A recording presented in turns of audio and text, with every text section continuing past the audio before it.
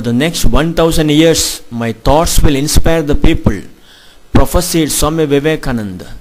As the world gears up to celebrate the 150th birth anniversary of the saint, Swami Vivekananda continues to inspire the people all around.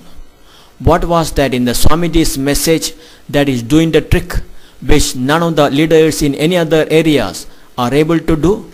The answer will be quite interesting once the Swami himself summed it up thus: my ideal indeed can be put into a few words, and that is to preach unto mankind their divinity and how to make it manifest in every moment of life. Thus, in selfless day-to-day activities and service to the needy, the Swamiji saw a magic pill to cure the body politics of the land of all ills that afflicted on it. Then with his fearless patriotism, the Swamiji gave a new dimension to the freedom movement in India, inspiring a whole generation of freedom fighters such as Netaji Subhash Chandra Bose, Aurobindo Ghosh, Balagangadhar Tilak, Bhagat Jatin, etc. Whatever happened thereafter was history of India's freedom struggle. Such was the impact of Swami Vivekananda, the first Governor General of independent India. Chakravarti Rajagopalachari said, Swami Vivekananda saved Hinduism and India. According to Mahatma Gandhi, Vivekananda's influence increased his love for his country 1,000-fold. Though very late, the government of India declared 12th January the Swamiji's birthday as National Youth Day by projecting him as a role model for the youth. That the message of Swamiji has not stopped inspiring the new generation was evident from the number of people taking up service activities in different parts of the country under various banners. Out of such persons involved in selfless activity for the needy, while many do it at individual levels, many have institutionalized it to sustain and maximize the impact. During the visit to Northeast, we took time to meet a couple of such personalities who have become torchbearers of Swami Vivekananda message, and one among them is Srimati Arunima Das and her husband Sri Ashok Das, both known to us right from our days in Northeast. Getting into a winger, a vehicle dumped elsewhere in the country by the manufacturer's Tata due to lack of motorability, we started our journey from Dibrugarh to Shivsagar district. Both Dibrugarh and Shivsagar districts are home to some of the famous tea estates of Assam. The pleasing sights of dark green tea bushes sheltered by the tall trees providing shade from the sweltering rays of the sun to protect the priceless crop grown under it can leave a lasting impression even on the most unimpressionable mind, leave alone on me with some experience in the tea industry.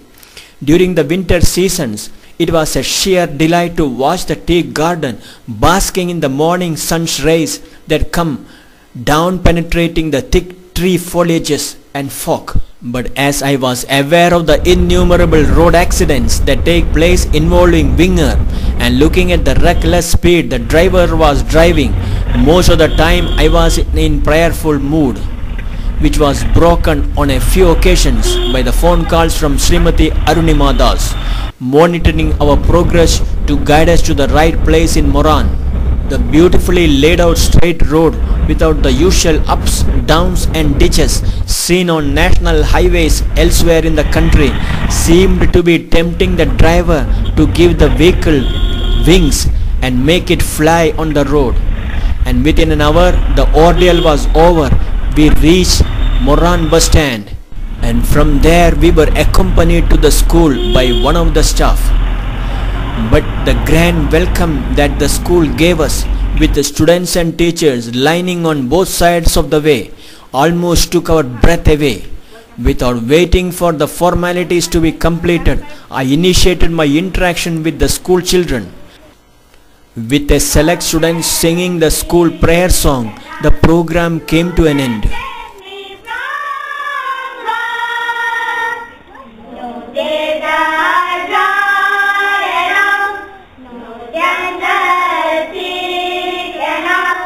To keep me from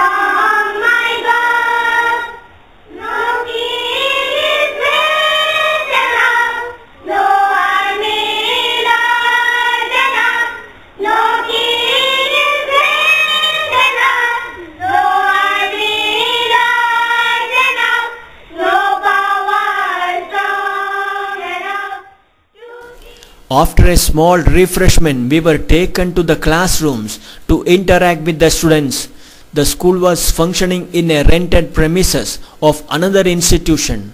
From the type of response to our searching questions, we were impressed by the level of development the children were brought to by the highly motivated and committed teachers of the school. Later, we also conducted a training program for the teachers of the school, numbering over a dozen. Starting her career as a teacher in a local school in Dibrugarh, Srimati Arunima Das was quick to formulate her own future vision, which led her to resign the job and start an organization under the name of Swami Vivekananda Center for Child and Youth Development on 14th November 2004. Initially, the activities of the center were confined mainly to the youth, child, mother care, environmental issues, etc.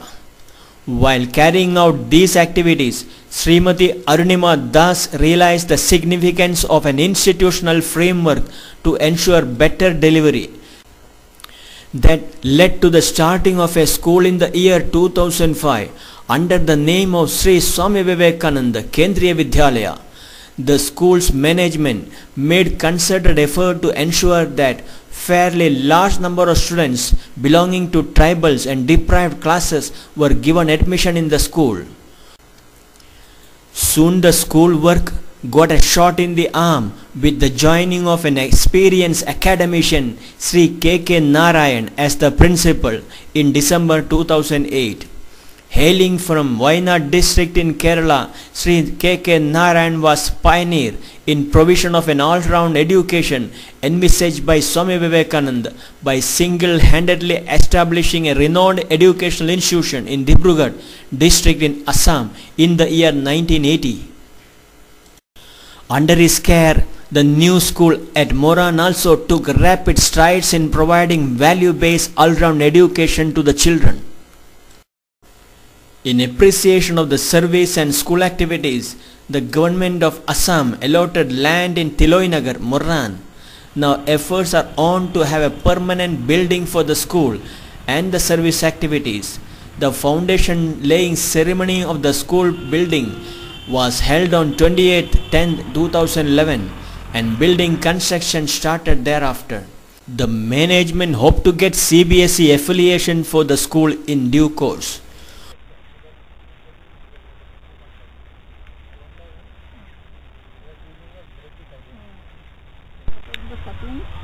And setting some of the bricks and stones and east. That is. तो बना बनाया ये रास्ता भी नहीं है. कोई रास्ता भी है, ये है. कोई है यार. मेन रोड नजदीक है. हाँ. थोड़ा अंदर भी है ताकि वो.